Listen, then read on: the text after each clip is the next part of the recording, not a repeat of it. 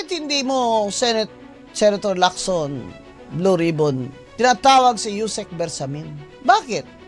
Dahil malapit na sa Malacanang? Abay, may mga address ng bahay, yung 18 na Marines, ayaw pa rin tawagin ni Senator Lacson sa Blue Ribbon. Kaya po, ang sinasabi ko, anong klaseng Senado yan? Mga kababayan, itong 2028 election, we will reclaim our seat in the Senate. Pag ako po dyan, hindi naman sa ano, no? Huwag nyo akong ganyan-ganyanin po at mas matagal po ang pag-aaral ko kaysa sa inyo. Sobra ako 20 anyos na nag-aaral, no? Bongga ka, day! Bongga ka, day! Palarat, tararat, ang buhay! Ano ba? Ang gusto lang naman natin ay may manindigan dyan na senador para sa atin. Bakit? Hanggang ngayon, walang nakukulong sa flood control. Bakit hanggang ngayon, walang natutukoy na mastermind?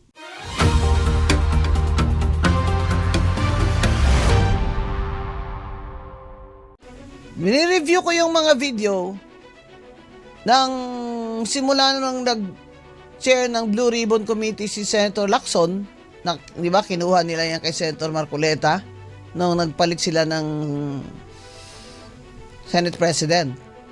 Tila napaka-personal naman ng mga tira ni Senator Ping Lacson kay Senator Marcoleta. Ang gusto lang naman natin ay may manindigan dyan na senador para sa atin, na kung hindi ka man sang-ayon sa kanya, ay sasabihin mo na, hindi ako sang-ayon sa kanya, pero mabuti na rin yung may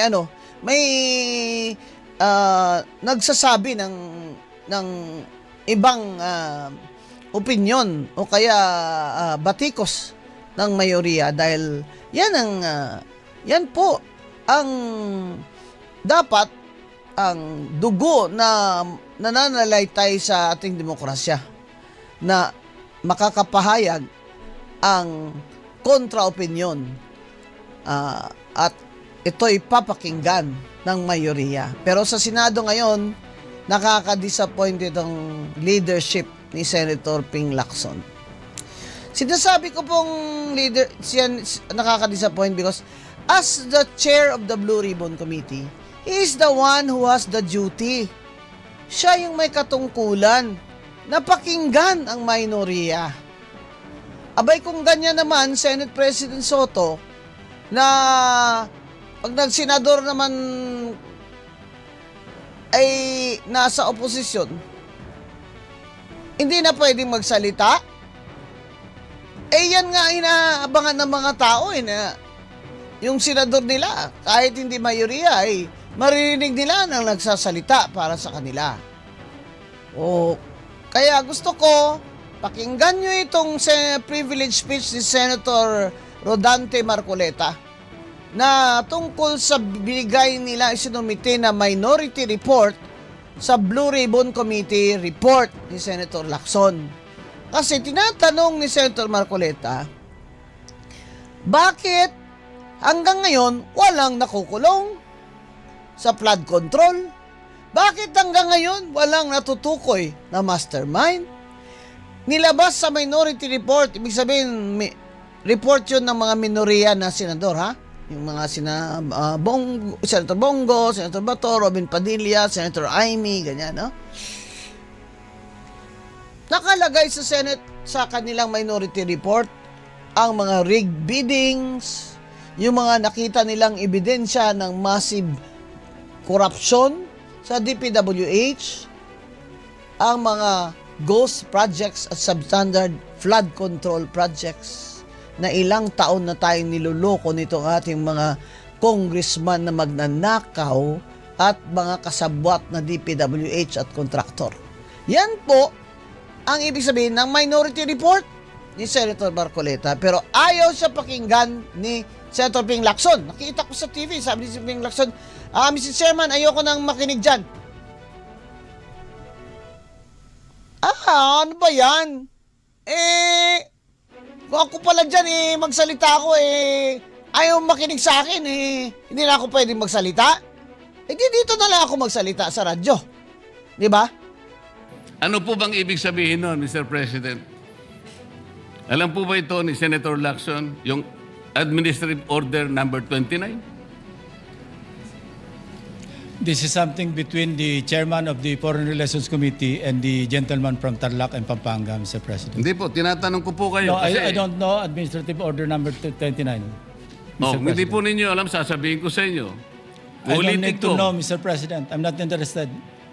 Hindi po kayo interesado sa isang bagay na napaka-importante sa ating bansa? Hanggang ngayon, hindi ma-drawing ang West Philippine Sea. Hindi kayo interesado?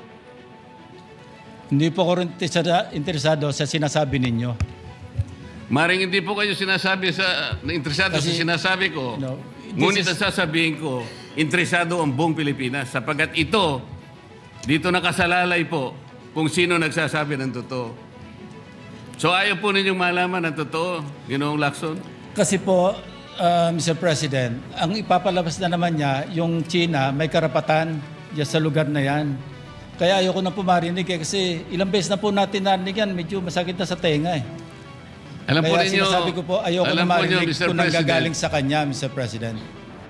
Kaya po, ang sinasabi ko, anong klaseng Senado yan? O hindi pala kayo ano yung tawag doon sa Tagalog? Balitaktakan?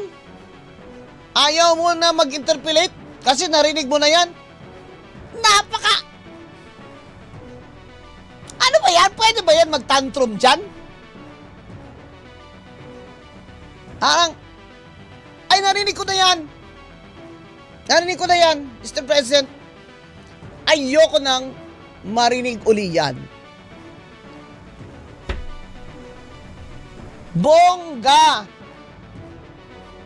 Bongga kaday. Balalat, tararat, ang buhay. Ano ba? Abay, kung ganyan kayo dyan, sa labas na lang ako ng Senado mag-privilege speech.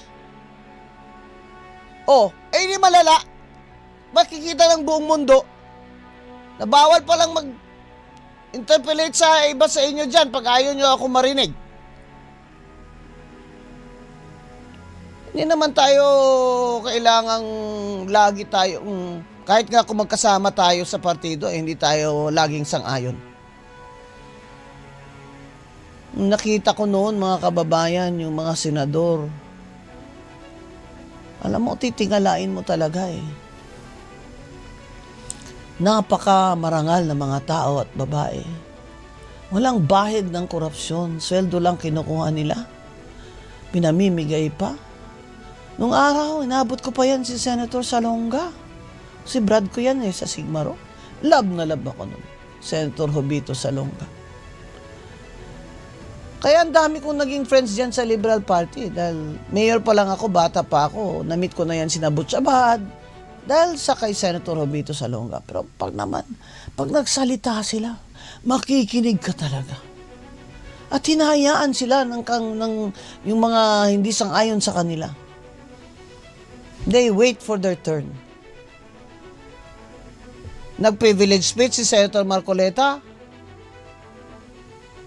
Bakit hindi mo Senator Lacson, Blue Ribbon, tinatawag si Yusek Bersamin? Bakit?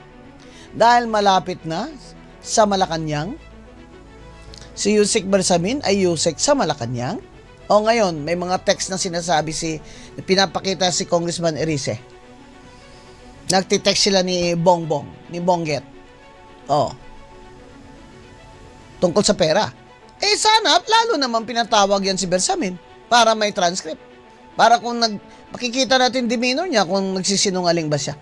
Abay, may mga address ng bahay, yung 18 na Marines, ayaw pa rin tawagin ni Senator Lacson sa Blue Ribbon. Napakahirap palang maging senador ng minoriya dyan. Mga kababayan, itong 2028 election, minority na ng mga independent na mga kandidato, yun na iboboto ko. Yun na iboto natin. Hirap pala dito sa BBM majority na ito eh. Nahihirap po yan pag kahit na palang senador ay binoto ng tao eh.